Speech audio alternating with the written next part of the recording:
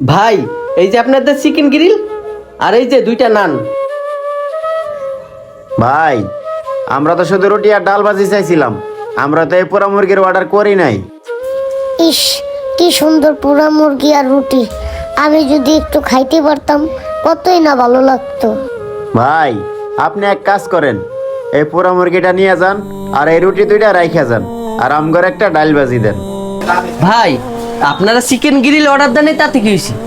আমি আপনাদের দিছি, আপনারা খেয়ে নেন। বাবা, আঙ্কেল যেহেতু এত করে কইতেছে, চলো না আমরা পোড়া মুরগি আর রুটিগুলা খাইয়া নেই। কি কস রে বাবা, তুই তো দেখছস আমার কাছে মাত্র 50 টাকা আছে, আমার কাছে তো এই পোড়া মুরগি খাওয়ার টাকা নাই। বাবা, খাওয়াও না পোড়া মুরগিটা। আমি তো কোনো সময় পোড়া মুরগি খাইই নাই। বাবা, তুমি আর না করো না, আমার না পোড়া মুরগি খুব খাইতে ইচ্ছা করতেছে।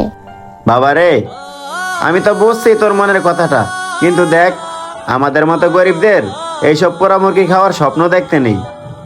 ভাই আপনি এক কাজ করেন, আপনি এই পোড়া মুরগিটা নিয়ে যান আর আমাদেরকে একটু ডাল ভাজি দেন।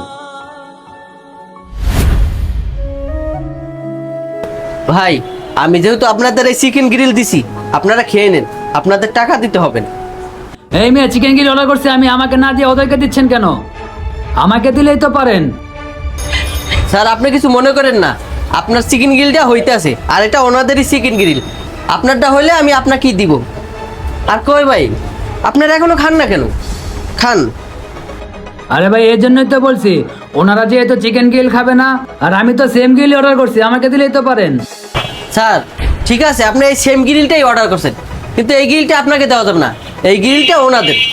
আরে ভাই আমার খুব তাড়া ছিল, এই গ্রিলটা আমাকে দিলে